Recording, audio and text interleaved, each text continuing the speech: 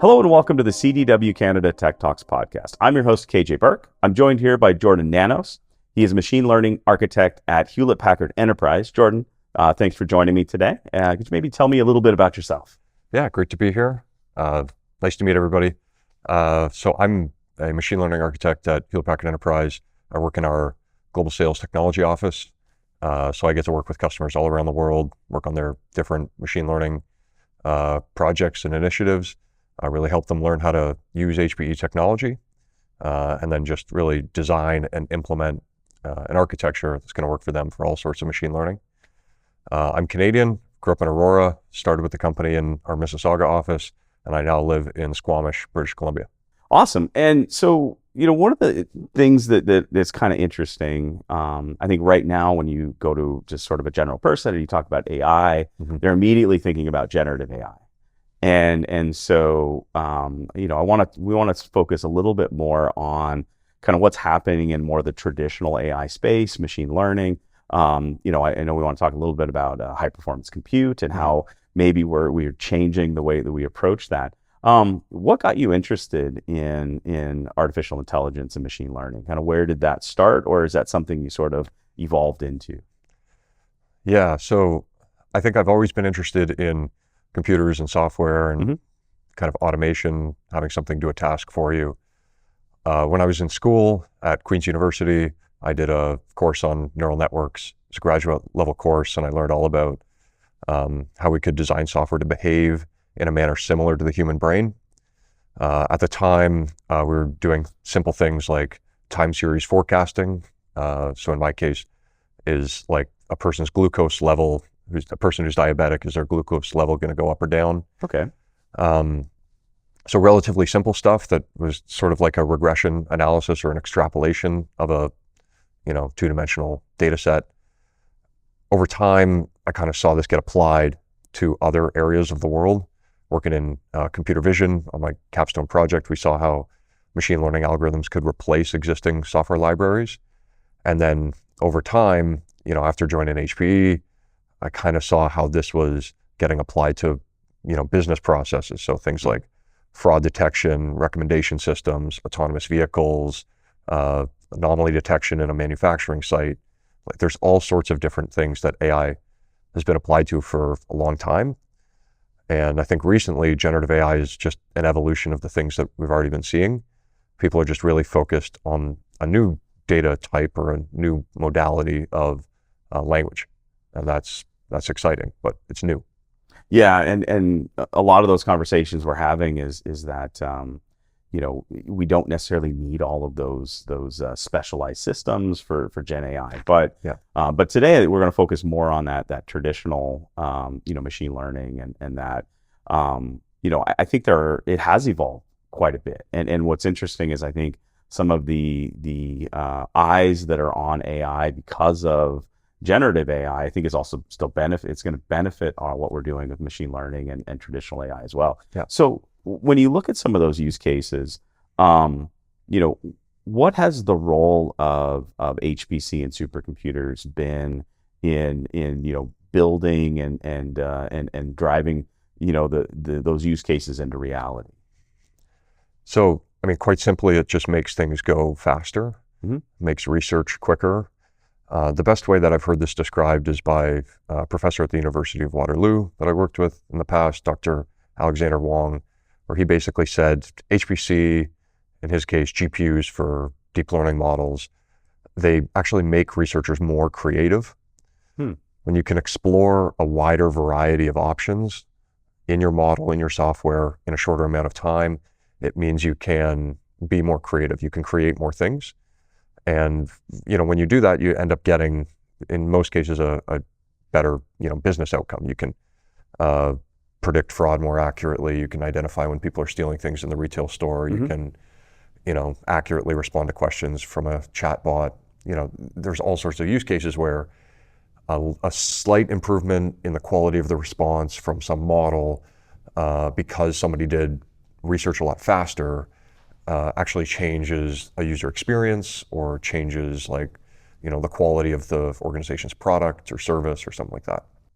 It's a good point. And I think, I think that speaks a lot to the need to continue, even if we've solved for the use case, to invest in redeveloping those models, using more data where it's available. I think that's an interesting thing. Now, on the creativity side, that touches a bit of interest for me. How does that directly, impact a data scientist's ability to experiment? So I'll just ground this in an example. I was recently in the UK, in Milton Keynes, meeting with one of our customers, Red Bull Racing. So in their case, they use HPC to do computational fluid dynamics, which helps for the design of their race cars. And in that case, F1 is a obvious place where there's a budget cap. There's a constraint in terms of how much they can spend on compute and how many simulations they can run. So in their case, they talk about how they lack creativity when running these simulations, and they do not experiment with radically different car designs because of the constraints of the budget and the constraints of the compute that they can actually use. In other scenarios, in other organizations, like say with the generative AI craze, when people pour billions of dollars into compute and give one researcher hundreds of GPUs for months just to try out things, that's a complete game changer in terms of the sort of different experiments that researcher can run. And the results of, in some cases, hundreds of researchers working with thousands or tens of thousands of GPUs is one model, right? It's one version called Llama 3. It's one version called Mistral. And when this gets released, everybody consumes that one version. Behind the scenes, there was people running all sorts of different experiments. And that, I think that's, when you talk about HPC, it's like, make those experiments run faster, make the people more creative. You get a better result at the end of it. Yeah, and I think from a business perspective, that also aligns with the concept of, fail fast or learn quickly, depending upon if you're a glasses half empty or glasses half full kind of person. And so I think it also sort of ties into that innate need for people to be creative. And so interesting. So, traditionally when we've talked about HPC, a lot of the conversation has been around, CPUs versus GPUs.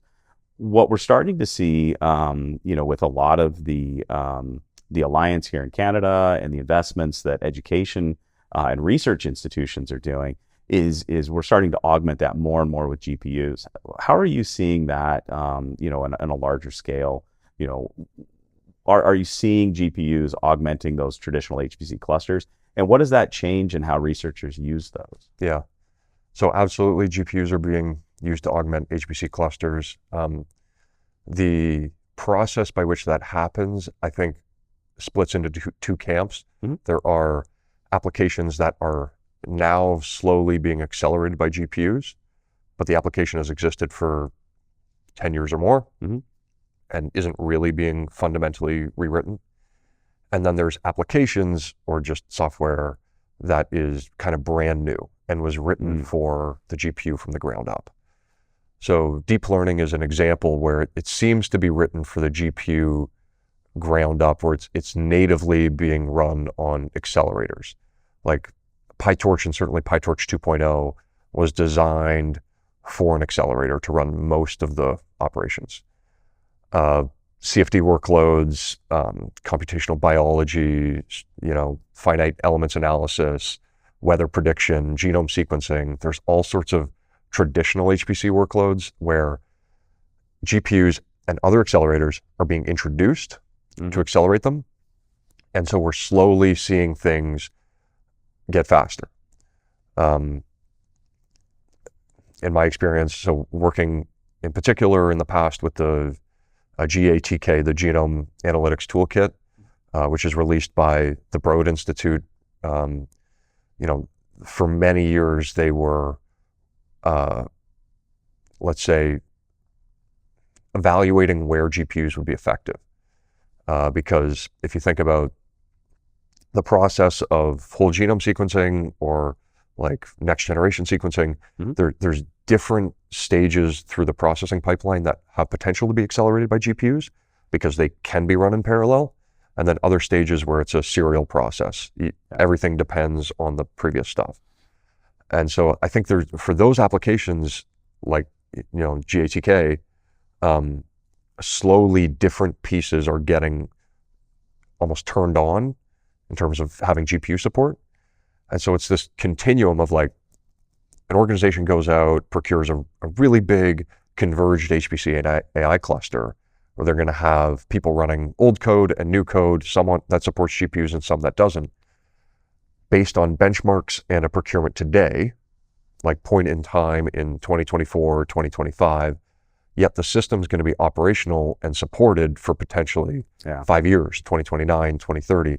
So you kind of have to forecast out, what does the world look like, not in terms of what hardware are Intel, AMD, and NVIDIA going to be producing 5 years from now, but in terms of what software will be ported to run on the existing hardware you're going to have. Yeah. It's a really difficult thing for people to contend with when they're doing a procurement right now. And the benefits of the GPU could be like anywhere from 2 times faster to 100 or 1,000 times faster in certain cases. Like, maybe plan for some acceleration in the future. Probably a good idea. Yeah, and the other part of that that's interesting is you kind of mentioned that some of these older applications are a bit of a boat anchor when it comes to leveraging some of the new technologies. But you're writing applications today that 5 years from now may be that boat anchor as the technology changes. And so you're right, building infrastructure that you're able to make a bit more versatile in your initial investment is important. Yeah, I think maybe the thing to say about that on the deep learning front, because generative AI and all sorts of other types of AI use deep learning models that are accelerated by GPUs today. There's this interesting split where as generative AI kind of democratizes access to AI, we see software developers moving up higher in terms of layers of abstraction that they need to work with. So when I started working with neural networks, I would write an activation function by hand. I would write a loss function, and you could do this in C or Python or whatever you were comfortable with. Then TensorFlow was released, the deep learning libraries. Now you don't need to write your activation functions. You don't even need to write your layers. You just kind of, somebody else has done that, they've optimized it, you stitch it together. PyTorch comes out, PyTorch 2.0 now, which I can comment on. But even higher level is the Hugging Face Transformers library, where now me as a model developer or a person who's building a generative AI powered experience, I don't even need to write PyTorch code. I just download a pre-trained model. Sometimes I fine tune, sometimes I just deploy directly. I don't really need to interact. I don't need to know, if I don't want to, I don't need to know anything about the architecture of the network. Yeah. I need to know something about the parameters I'm inputting, like the temperature or something like that, how sampling's done, what the stop tokens are. This is a skill set that a lot of software engineers have. You don't need a background in development of neural networks. You don't need a fundamental understanding of the statistics and things like that. You don't need to know linear algebra and the matrix multiplication stuff that's happening. Okay, so as that happens, there's also a group of people who are being introduced to the low-level CUDA ecosystem for the first time right now, because they've got a model, they are experts, and they need to absolutely maximize performance. That's running a language model on a phone. That's running a vision model in a car. That's running a fraud model so it can do it in real time, right when the transaction happens. There's running a recommendation system potentially on the phone, trained at the user level. Some of these experiences, the quality of the experience, like how quickly the car stops, or how big a model you can possibly run at the edge on the car, or how performant the 2 or 3 billion parameter model is on the Apple iPhone. That really depends on work that is done at the CUDA kernel level. And so I kind of see some organizations that are really big, they're diving deep into learning CUDA, learning the OpenAI Triton programming language, experimenting with PyTorch 2.0 backends that include AMD GPUs or other accelerators beyond NVIDIA. And then, of course, the people I started with, which are going to the higher level of abstraction. Seems to be like a big investment, they're going lower, more democracy sort of stuff, like everybody can get introduced at the highest level.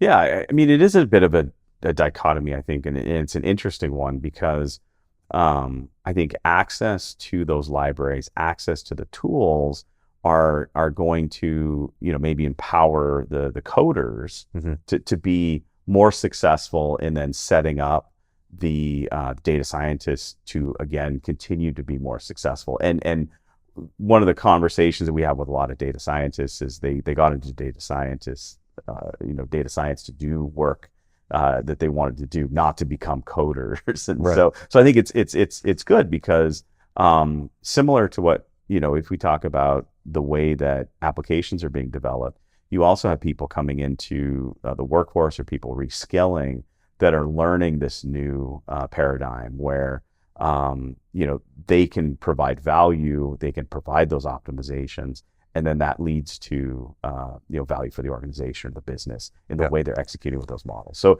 it's not just the software, it's the skills, it's all of this, I think, together that start to really add up to the benefit that we're looking for. Yeah, and I think it happens both for the software engineering skill set, where it's like, okay, we've got you don't need to know the details of how the neural network works to be able to use it effectively. But then it also impacts how the users are working. Mm-hmm. So a new piece of software that the organization rolls out, Chat HPE, is going to let you quickly get an answer about how to answer this new question from a customer grounded in HPE's product documentation. But this is powered by a large language model, and sometimes it gets things wrong and sometimes it makes it up. Yeah. So you need to double check the answer. It's very different than the way somebody in HPE sales or marketing has worked in the past, where they would just go do an internal search, find the document, Control F, find the keyword, DL380, here's the chunk of text, paste that in the response to the customer. Now you have to operate in this world of uncertainty where, like, the model spits something out that I'm kind of convinced is right, seems logical. I need to go verify, check the references the model's given, and make sure it's correct and I can use this. So there's learning both from the engineer's side of how to develop that Chat HPE application, but then also potentially from the user's side, where it's like, now software that you're used to being deterministic is a bit in this world of uncertainty. Yeah, it's a good point. And nowhere do they tell you that the AI hallucinations are so convincing. That to me is the challenge, is that we put a digital avatar together, and when Lisa is answering questions incorrectly in some cases, she's very convincing. And so that becomes the problem too, is that and you're right, moving away from a deterministic way of working versus a probabilistic where 98% of the time you're getting the correct answer, but it's that 2% you have to look out for. And where I'm seeing some interesting stuff there is just building into the process, having attestation and then references to that document. So you can quickly get your answer, but then you also have that quick reference to that. So when you look at supercomputing, we talked a little bit about, in the education research, I think we touched a little bit on with healthcare and that. Are different verticals investing and building high performance compute and GPU clusters in different ways, or is it that the platform is really more similar across those different verticals, and it's just the software or the use cases are different? Yeah, so I can only speak to stuff that I have experience with. HPE does most of our business selling solutions and services directly to customers, as opposed to through cloud service providers, which means that I get exposure to a lot of customers who have concerns about, let's say, broadly, data gravity. Okay. Either they already run a data center, they have some regulatory requirement to continue to run a data center, they have some confidentiality or security need to run a data center. It doesn't have to be a facility that they own, but they want full control. I see a lot less, or I do a lot less work with with customers who are going for everything in software as a service, or going, all in on a single public cloud provider. So in my experience, organizations who work in these in this space where they have data gravity challenges, they're absolutely making an investment in the way it seems they think about it is in a model endpoint. Okay. A lot of people have developed their very first generative AI application using the OpenAI API, where they upload some company documents, they upload some web pages, and now they can chat with that and get an experience that's kind of custom to them. But maybe they have concerns with the cost of the API endpoint, or the security, or the compliance. Like OpenAI makes you check a box that you agree to their terms of service, but then they can change the terms of service, and now you've built an application that depends on them. So instead, people are looking to get a ChatGPT style experience somewhere they can control it. For organizations who are doing that, HP is a good partner, because we can sell you the server with the GPUs that can run a model. We can sell you software that makes it easy to download the latest open source model from Meta or from Mistral and run it on those GPUs. We can sell you professional services to help you get started, teach you how to use that software, install it for you, build the first prototype application. But this is a different experience than, in my case, organizations who are like, because this implies that you are building some applications that's custom to you, to your business. There are organizations who are effectively saying, we want to be users of generative AI, which means we're going to wait for the feature to be turned on in a service we already use. Teams has a summarization assistant now. Okay, everybody needs to learn how to use that. That's a whole big change to the business process in some ways, right? But okay, so it's the old split of like, you can build custom stuff or you can buy something that already exists. And I just end up doing a lot more work with people who build and a lot more people who want control over the model that they're using to power these applications. Okay. And I mean, that's consistent with kind of, I think, the way that business is looking at things, where, the idea of being cloud first and building everything in the public cloud, there's a lot of organizations that have struggled with that. And it really is this, hybrid model where you're going to be in your data center, you're going to be in the public cloud, you are going to take advantage of SaaS services. Yeah. So we're seeing that same thing. And I agree with you. I think there is a very big difference between tools that have AI built into them versus building your own AI tool. And those are two very, very different things.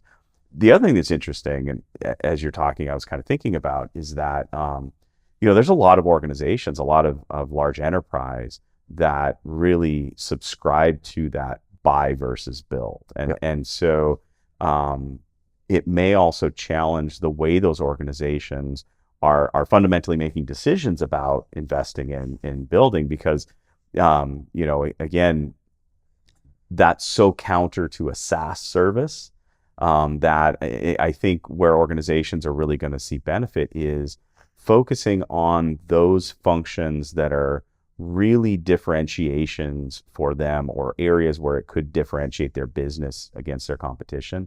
And I think that's where they're going to invest in building those AI tools to be more effective.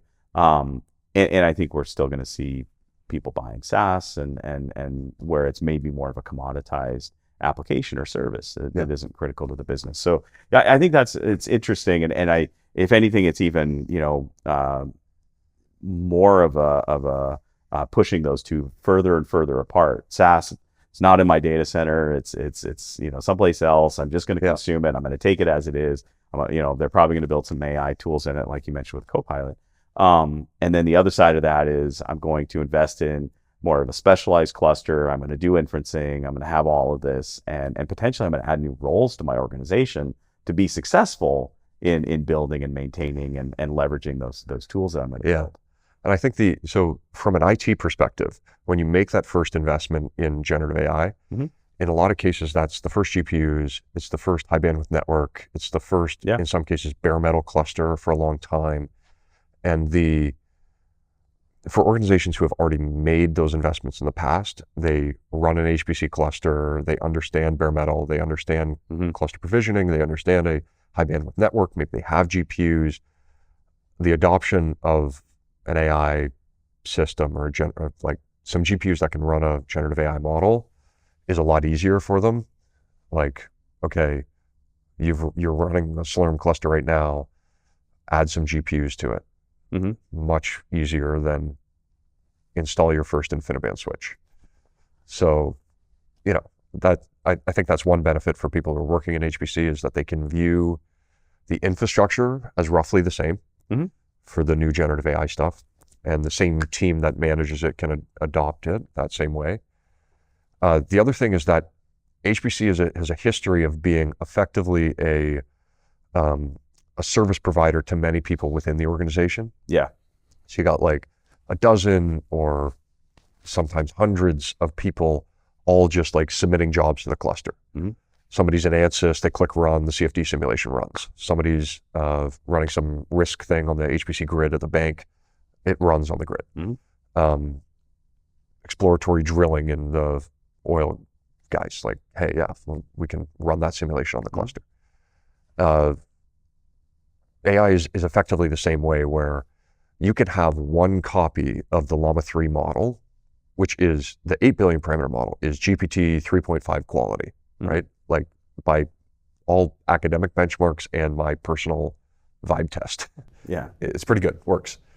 You can run that model on one GPU and it can serve potentially dozens of different business use cases. Like it can power an internal chat interface. You can build RAG on top of your internal documents and input it to the model without any additional training. You can power a developer assistant that's built into their VS Code. You can help, tune something in the interface to help people write blog posts, or there's all sorts of stuff that you can do with effectively one model endpoint on one GPU. The team itself becomes a service provider where, okay, one GPU with one model can only handle 10 or 20 or 30 concurrent users based on the size of the prompts. So now we need to load balance across a second copy and then scale up to 10 because we're rolling it out to thousands of people across the organization. That's effectively an HPC problem that we've seen for a long time, which is, run the GPUs efficiently in the data center in a private way where all sorts of different people can use them for different things. Yeah, I think that's an interesting point, because I think in IT, one of the ways I think IT has continued to be able to meet their mandate of servicing the business at scale has been to become a shared services provider. So I think when you're talking about that, I think that does align with, especially a lot of enterprise, the way IT operates. It's really interesting to hear you compare the consumption of a foundation model as a shared service, because I think, again, as organizations are trying to figure out, well, how do we put better controls? How do we put better security? How do we do better sovereignty or better governance of these types of tools? Doing that within the walls of your co-location or your data center, being able to have some of those controls in place. I think it's going to be a challenge for a lot of organizations. So I think, like, hearing that in a shared services model, I think will probably resonate with a lot of people. So with the HPC space, with all of the tools that are out there, with the way that AI tools keep cropping up, there's a lot of sprawl in the toolkit that's available. Yeah. And I know one of the challenges that we run into, and I'm curious to see if from your perspective, HPE has the same challenge. A lot of the challenge we run into is, how far up the stack do we look to help customers? And so when we're looking, like, obviously we want our customers to have a good experience. We want them to be able to be successful with the technologies. We want to provide services that do that. But you do hit a point in the orchestration and the scheduling, and then some of the tools that maybe are vertical specific, where there's just an explosion of the tools that are available. Yeah. Where do you kind of focus? Where does HPE focus up that stack of technology towards, the data scientists? Where's sort of that sweet spot to provide services and technology? Yeah. So we are opinionated at some levels. So we sell software that in some cases has real viable alternatives from like 10 different companies. And we're just one of the options. And then at places where the market has consolidated on a specific tool, we really just join the market and use the open source option. So I'll give an example. Like, we sell servers that support NVIDIA GPUs, AMD GPUs, Intel GPUs. Right now, most people buy NVIDIA. We sell servers that run the Ubuntu operating system, the Red Hat operating system, SUSE operating system, and Windows. Most AI people use Ubuntu.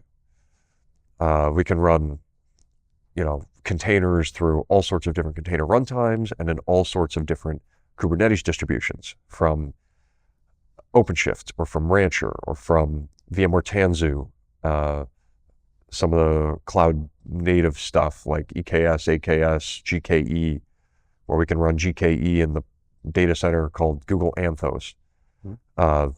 Most people run open source Kubernetes, in my experience. So, you can build up the stack in that way, where there are organizations who prefer Red Hat to Ubuntu. There are organizations who are buying AMD GPUs. There are people who are buying OpenShift, and we support that.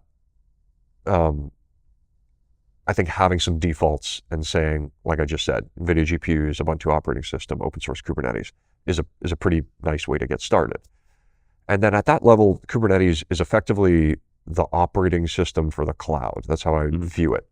If you're running a Helm chart on Kubernetes in AWS versus Kubernetes in Google versus Kubernetes in your data center, it looks and feels to developers the exact same.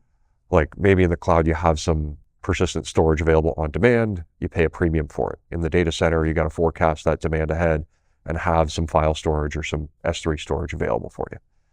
So there's nuances in terms of how you set it up, but like, run the Helm chart, basically it's the same thing, right? And that's really nice, because it means that it kind of democratizes the access to the best applications. If a startup exists today and they're building a tool for machine learning engineers, I would expect that tool to be Kubernetes native. I would not expect it to be distributed as a VM ISO image. I wouldn't expect it to be, anything other than a Helm chart or some kind of pip install to get started on Docker directly, if you want to package it that way, which is effectively the same experience for people. So we sell a lot of different software that is effectively a Helm chart to run on top of Kubernetes. We sell a development environment, we sell a data management software product, we sell a inference software product, which are originally acquisitions of Determined AI, of Pachyderm, of, we didn't acquire the company, but we built a product on top of Kserve. We acquired a company that's an expert in Kubeflow. So we provide the open source Kubeflow with some add-ons. We acquired MapR, so we get Spark and Kafka, and like, there's all sorts of different applications which are effectively Kubernetes native. And the result ends up being working with a customer to curate the exact application that's going to be useful for their business, rather than saying, okay, you got a generative AI project, time to learn about 12 different ML ops tools and become an expert on Kubernetes. No. Like, step 1, download a model. Step 2, run it on a GPU. Step 3, let people try it out. Now let's add some customization. Like, let's get quickly to a prototype, roll it out to a few users we trust, start developing something that is much more high quality. Yeah, and I think, and so we're in a similar boat.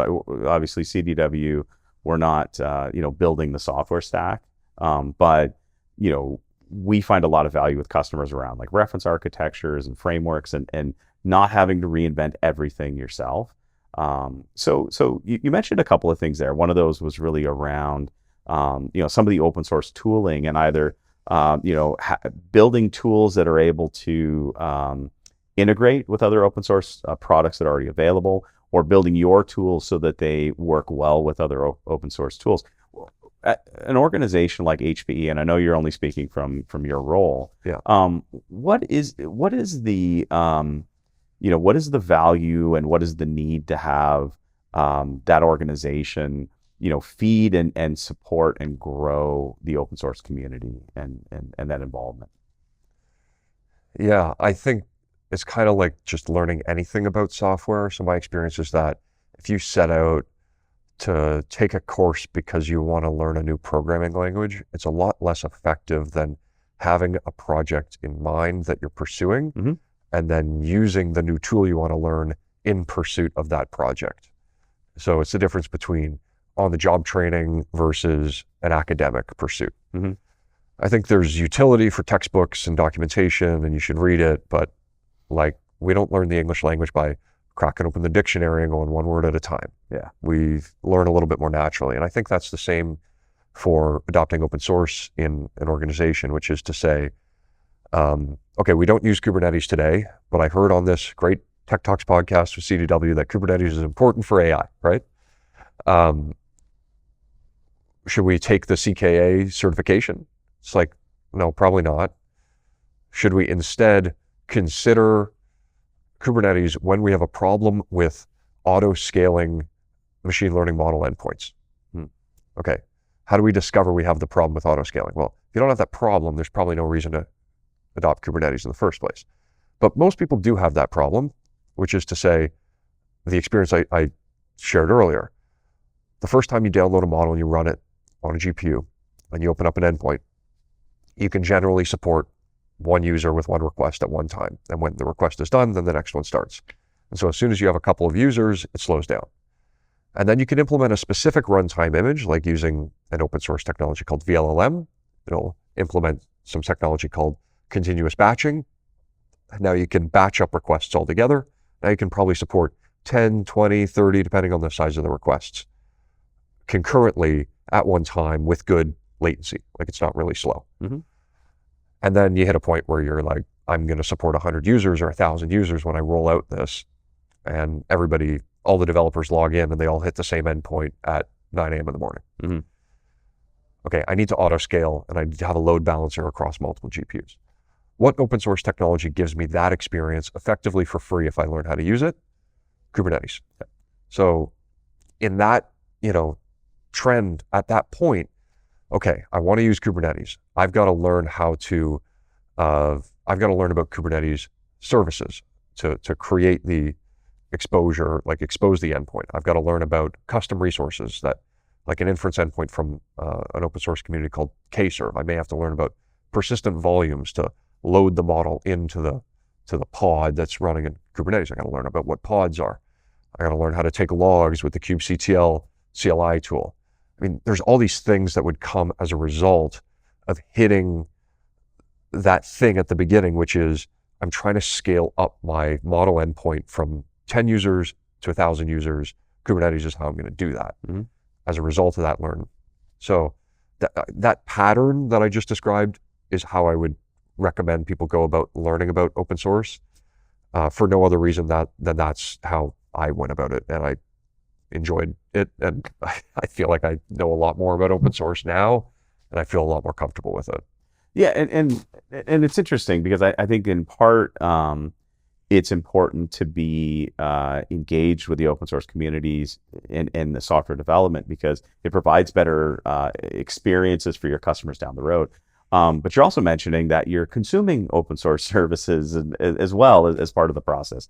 And so it overall it benefits the process, and then also by being more engaged, you can help your customers have better experiences as they go forward and use those tooling. So maybe one comment on community, because you touched on that, and I feel like that's really important for two reasons. One is that the open source community is incredibly powerful, and we should all make contributions. In some ways, we're making a contribution right now, filming a podcast and kind of giving away a little bit of information.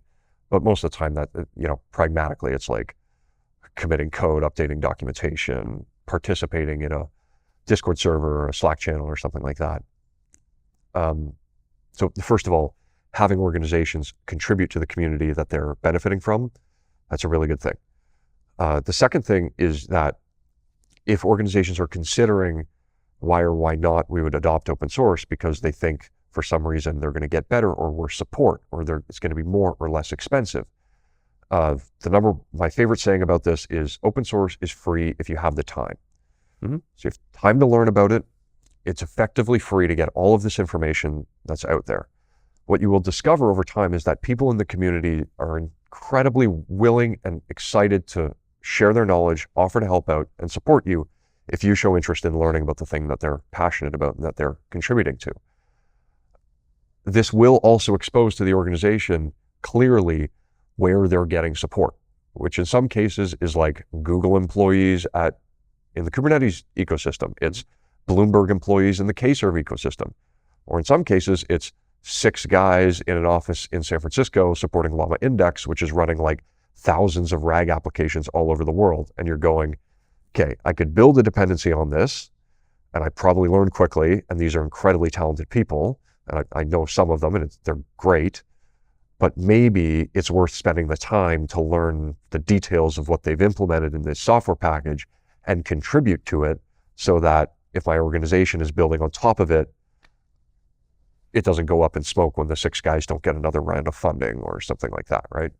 I don't think Llama Index is in trouble. They're doing great, but it's like there's a wide range of quality of support and depth and breadth of community when you move from project to project in the open source community, and it's not always the number of stars on GitHub is not a good proxy for the quality of the support. Like one dude posts some code, goes viral on Twitter, 30,000 stars, doesn't mean you're going to get quality support from an enterprise organization, right? Yeah, and I think one of the things you call out there that I think is really important is the more that you've integrated these technologies, the more that you are building your business processes using these tools, the more important it is to understand and contribute to that, because you're without understanding it, you're putting yourself at risk. Yeah.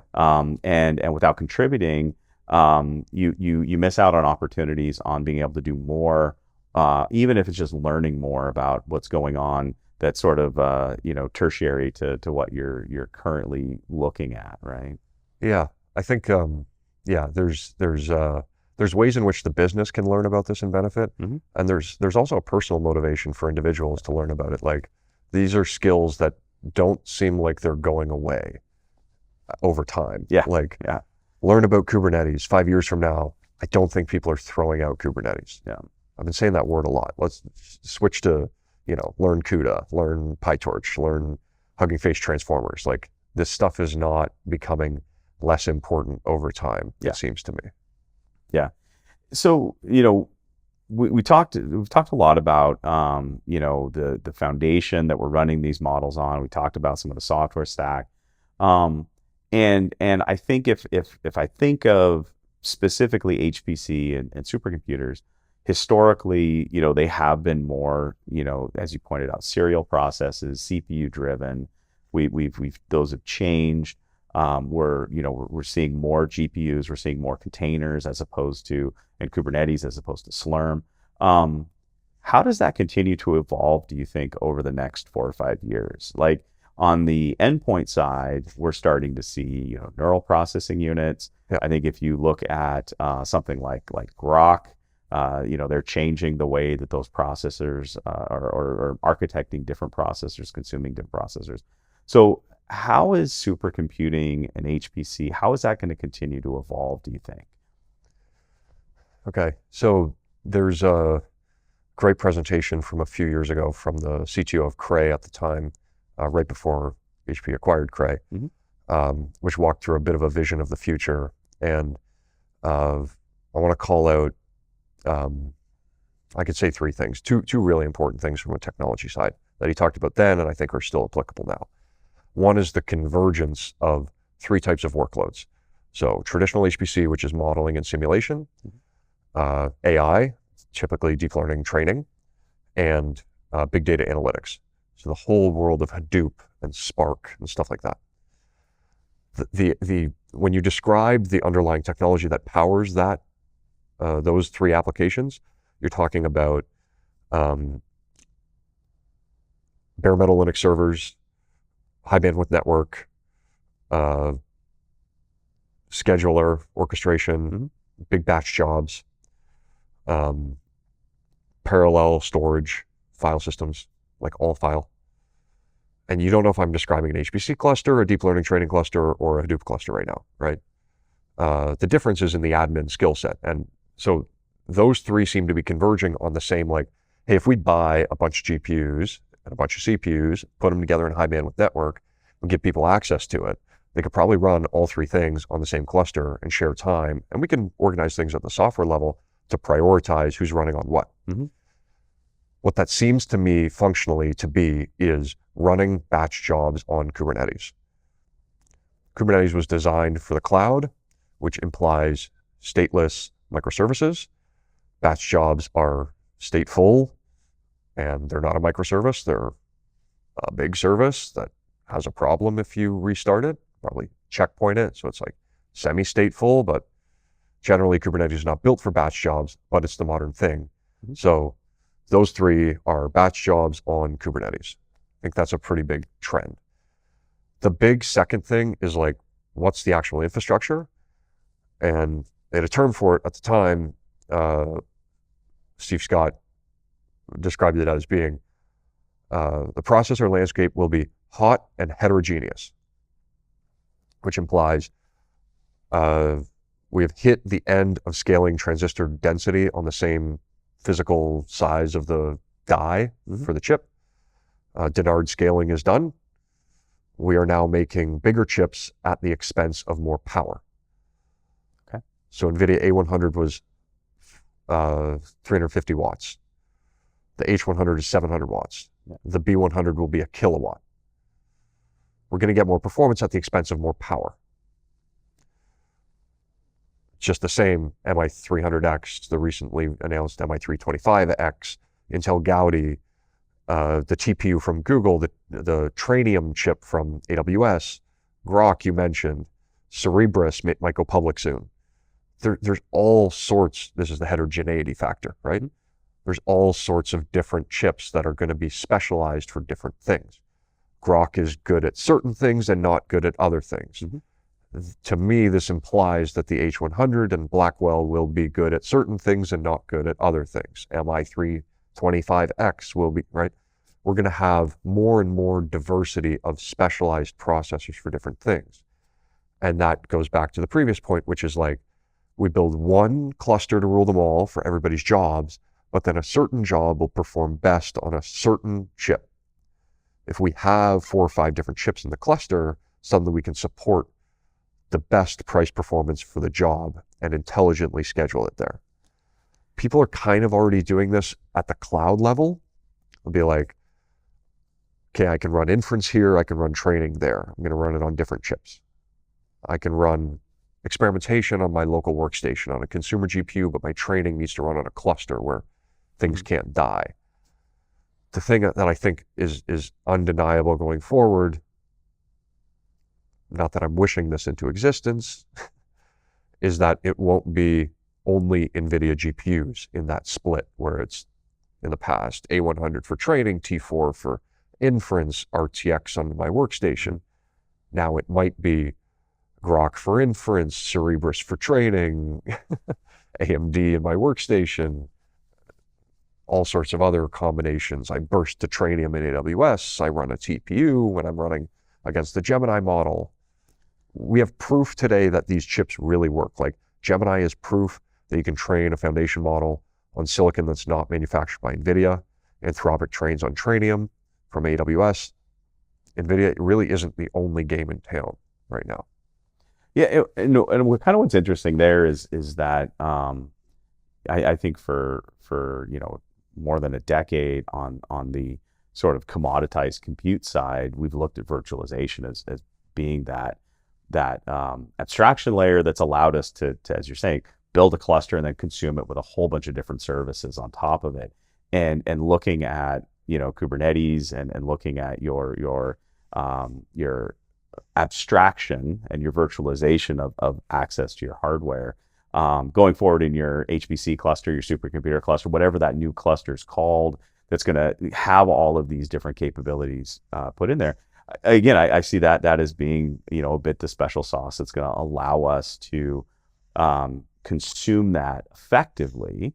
And things like kind of like run AI, but again, looking at all sorts of different types of specialized chips and scheduling access to those. So yeah, that's a really interesting idea. Heterogeneous. I think this prediction, which was like 2020, I think, when I first saw the video, and it was like 2019 of Steve giving the presentation. I think 5 years later, and it's like just more of the same trend. Yeah. Yeah. Oh, very cool.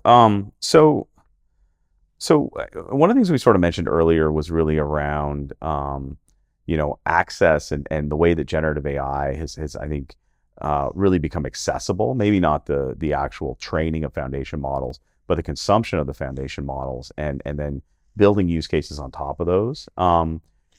Will we see more access to traditional AI models in the future, do you think? Or will there be use cases that demand I have access to those types of models, on my device or in my enterprise, more so than today? Yeah. So there's two schools of thought on this. Like on the theoretical side, scale is all you need. Scale up the transformer models and make them perform well, and they'll do everything. Like GPT-4o or other vision-capable models remove the need for an OCR model. They can basically scan a document for themselves. If you can talk to the model, now you don't have a need for a speech recognition model. Yep. Speech-to-text stuff goes away. The model can already translate and summarize and classify with prompt engineering, so removing different specializations across natural language. The model can do computer vision tasks. It can like identify objects in a frame. It can, draw things. Okay. I believe that to a certain extent. I'm very pragmatic, I think, naturally. So I don't believe that we're just going to have a 10 trillion parameter model that's open access for everybody to download, and we're going to be able to squish that down to run in a car. So I think for 5 to 10 years for sure. Not that I'm very bad at going beyond a year out, to be honest. My predictions in the past have not been good, but this will only be on the internet. So it's only there forever. No, but you're right. I mean, we're trying to read sort of the crystal ball of the future, and I think it's just more accessibility. So when you think about our ability to your point, if a model can understand speech, which they can, you could have a child that's not old enough to write or read interact with the model. I mean, that was always the interesting thing with sort of the intuitiveness of some of the tools like the iPad. Was I can take an iPad and I can give it to a 2-year-old. Yeah. And they can navigate, and and so once accessibility is there, now all of a sudden, you have people experimenting and using it. I guess the question that maybe this is a better question, maybe it's a worse question, but maybe it's a better question is there a need for traditional HPC for the common user like myself in the future if these foundation models can do so much of what I need them to do? Yeah. So I think there will be for, again, let's go 5 years, let's go 2029 time frame. I think we're still definitely running HPC simulations.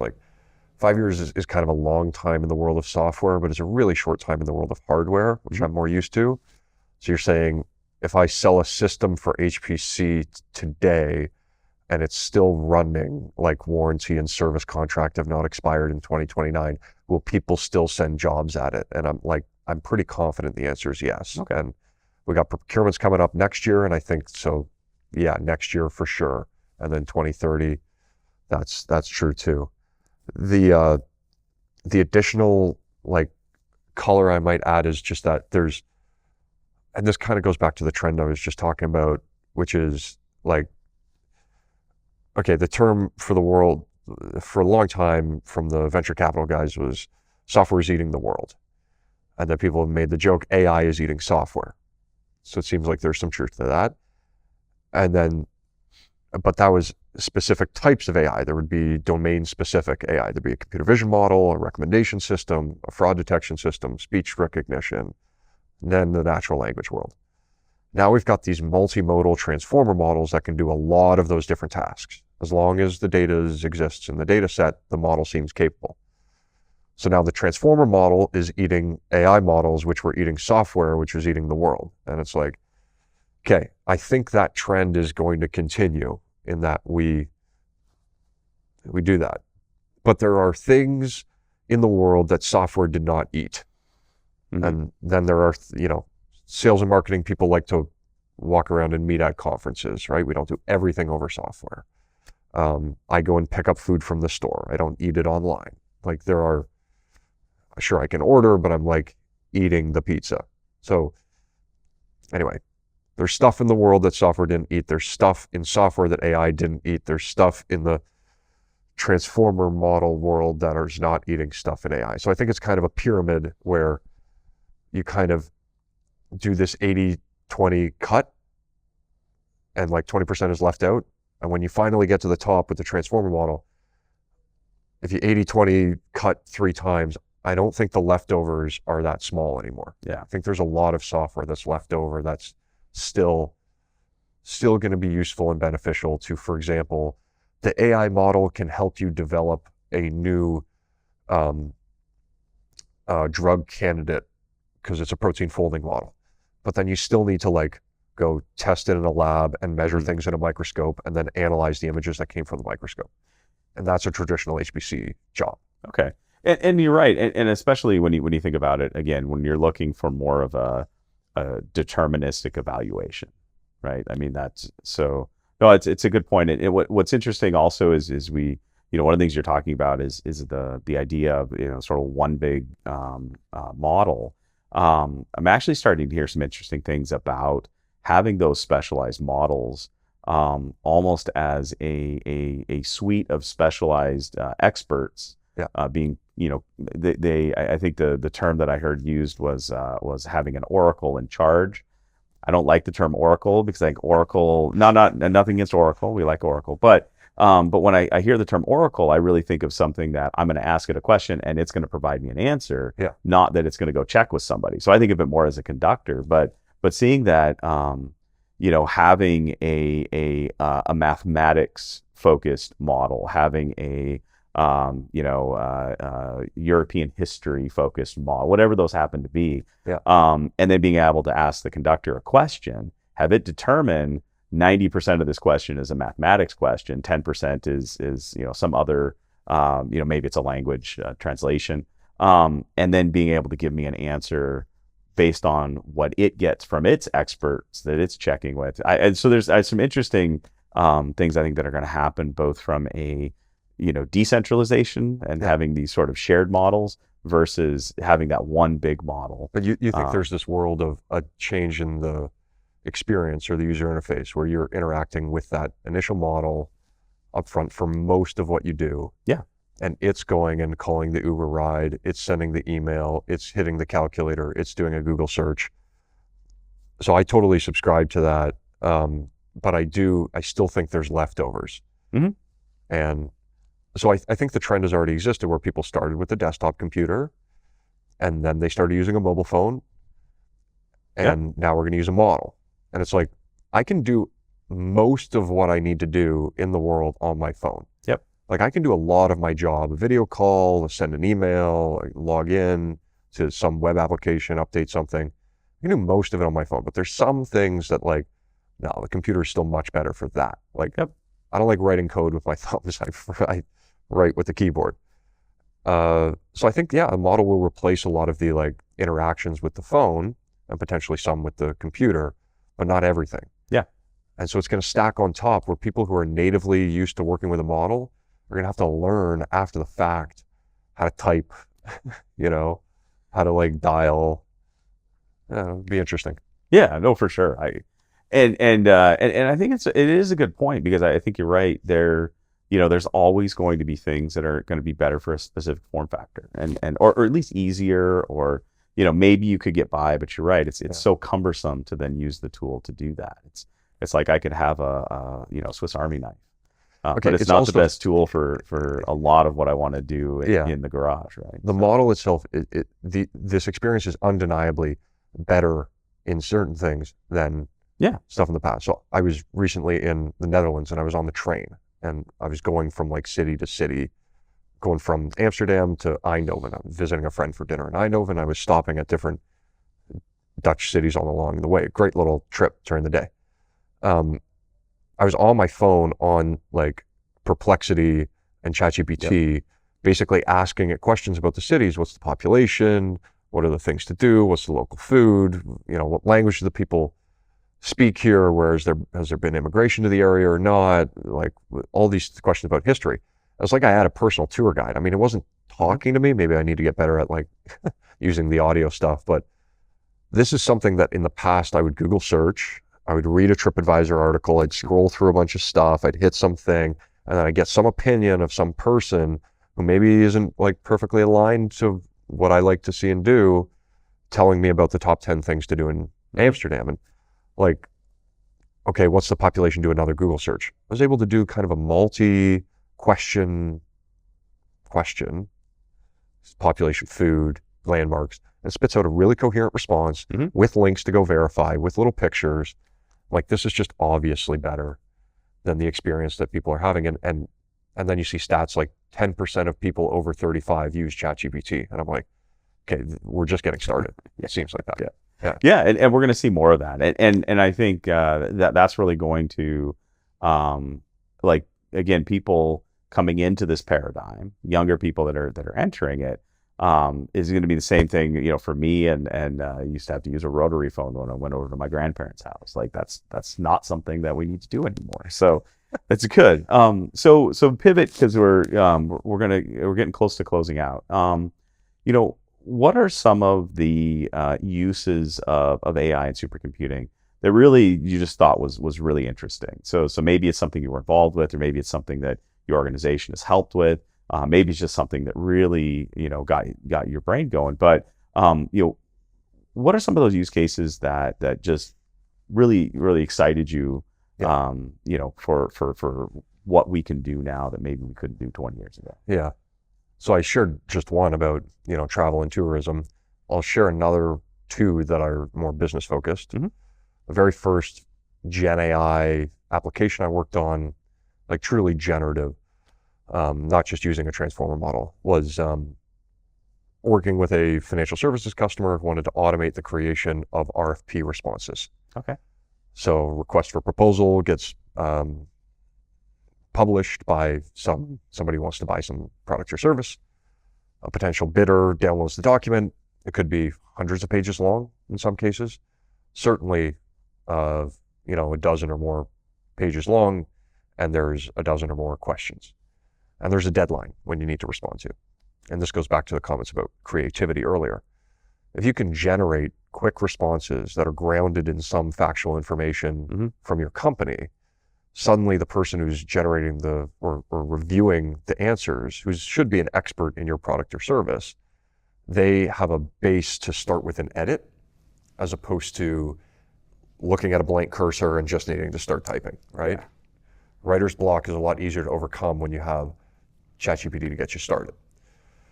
So in this case, we had to build something custom because they couldn't use ChatGPT. They signed a confidentiality agreement to download the RFP, can't expose it, but they want to have it grounded in, again, factual information about their business. So this was a retrieval augmented generation application, and the point was to do two things. One, just allow them to respond to more RFPs in shorter amounts of time, last minute, get a response together.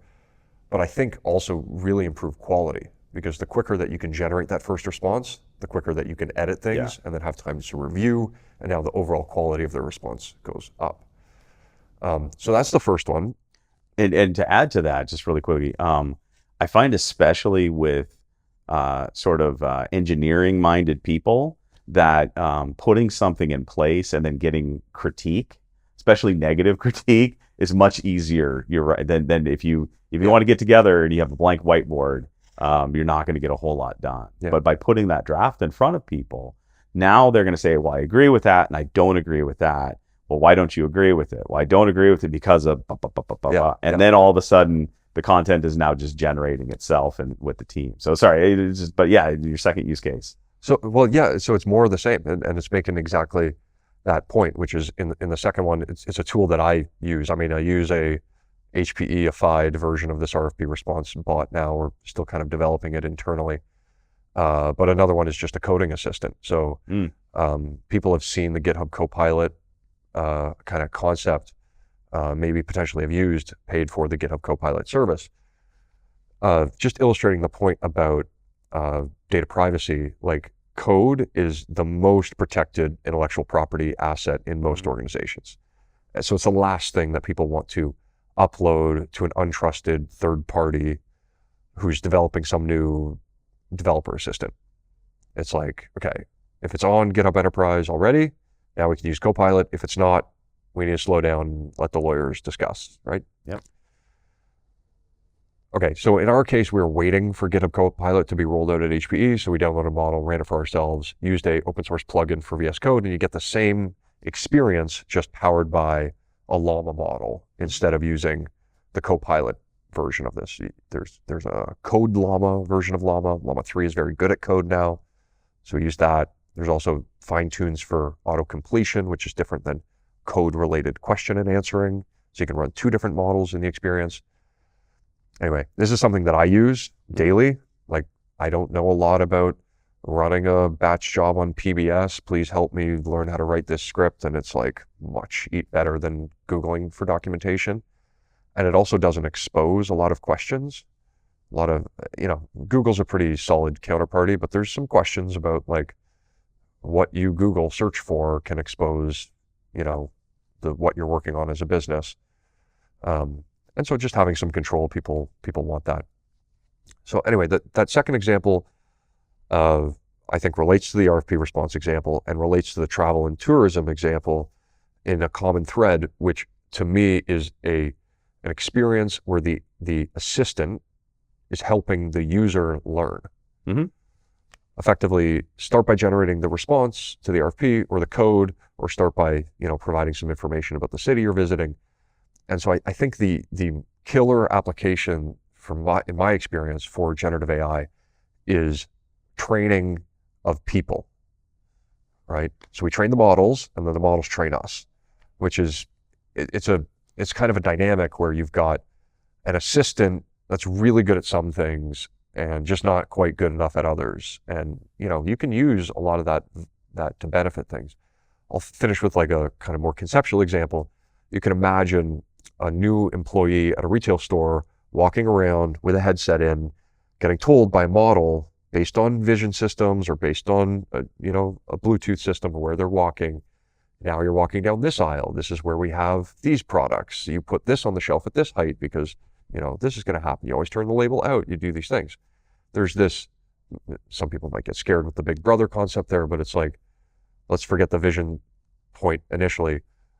There's a way to improve the tour guide in the ear experience with a more dynamic question and answer about the products. And I think that concept of like internal user productivity where people are learning from a model that's grounded in factual information about the business is a killer application that can be applied in a whole host of different ways.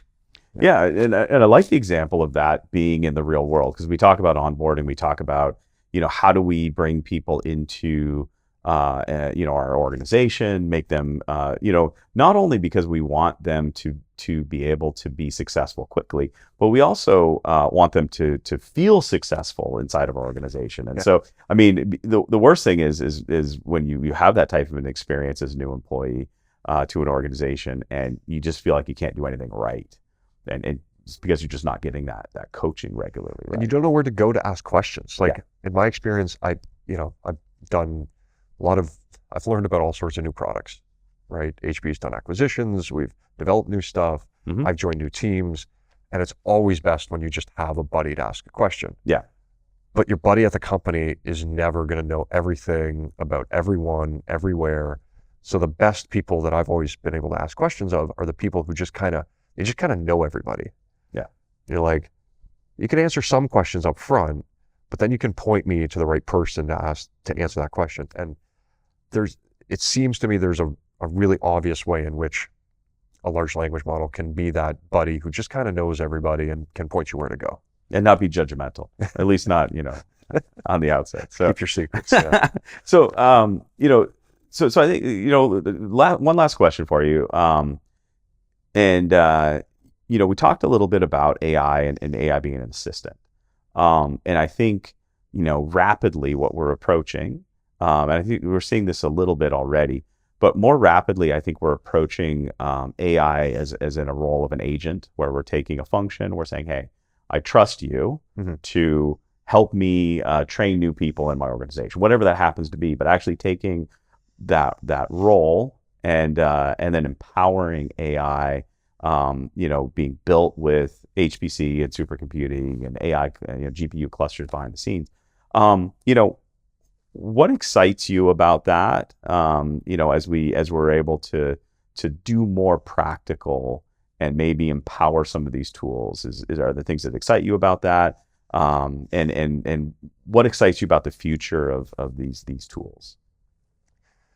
So the biggest thing that excites me is the development of lots of cheap software. Basically, I think that we've seen this already. People are turning on generative AI features in existing software, but they're also developing a lot of brand new alternatives to existing expensive software.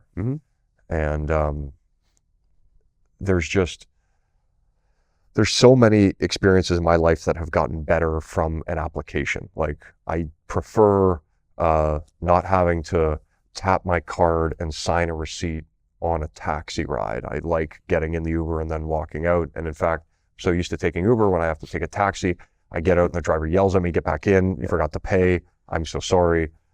Okay, Uber's I like that experience, right? There's aspects of Airbnb that I like as well. Sometimes you don't have to talk to anybody at the front desk and negotiate your way into your room, right? There's aspects of all sorts of, like, Google search and Wikipedia's democratization of information. Everybody can learn about everything. YouTube's great for learning. Podcasts are great for getting the message out there.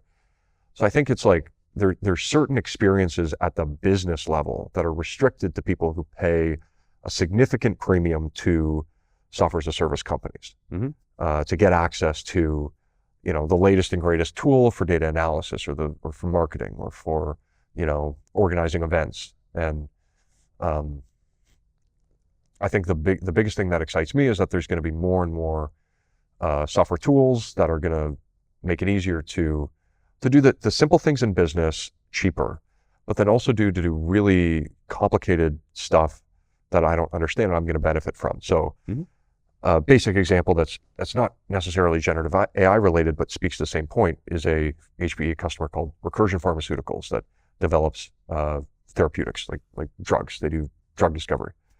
And using a technology-focused approach, their statements are that they can effectively generate 30 drug candidates and take them to clinical trials in the time it takes a traditional lab to do one. And that's the sort of exact same, like, creativity related experience that I was referring to earlier. Like, we drive down the cost of sequencing a genome. We drive down the cost of getting medical imagery created. We drive down the cost of developing candidate drugs and testing them. We drive down the cost of producing electricity, of producing vehicles, of producing food. And I think in a lot of ways, we can do those things, or at least make the people working at those companies more productive with these models. The specific stuff that I'm interested in, like, it's going to relate to my family and friends and me using my phone, basically, in my, like, consumer world, and then my day-to-day on my laptop, like, switching between windows quicker, organizing a Teams call quicker, kind of automating some of that stuff. But there's all sorts of different stuff that I think we could be using this stuff for over time. Yeah, it's good, and I think it speaks to something that Michael Traves, one of my coworkers, talks to, and I think to kind of summarize is take out the toil, like take out the part of the job that we really don't enjoy doing but has to be done. Summarizing meetings is a really good example of that, where it takes time to do that. I was talking to a clinical psychologist at eHealth the other day, and what she was talking about was, she's doing interviews with patients and she's transcribing everything in clinical notation, and the ability to take clinical notation and then translate that in a conversational way to just English I would understand is one of those things that just would save her a ton of time. And also as a patient, I would get a better experience out of that, because then I'm not Googling on, WebMD, like what's wrong with me, because there's some sort of a note in there that's causing my anxiety to go up, right? So, no, I think that's great. And I think it will impact our business life. I think it's going to impact our private life. And that was great. Well, Jordan, thank you for joining us for the podcast today. Really appreciate your insights. There's a number of things we talked about that I hadn't thought about before. And that's why I really enjoy, yourself and the other participants we have come in here. Thank you to those of you who have joined us. I've been your host, KJ Burke with CDW Canada. New episodes drop the first Tuesday of every month. And until then, keep innovating and keep growing and keep learning. And thank you again, Jordan, for joining us for the podcast today. Yeah, nice to be here. Thanks for having me.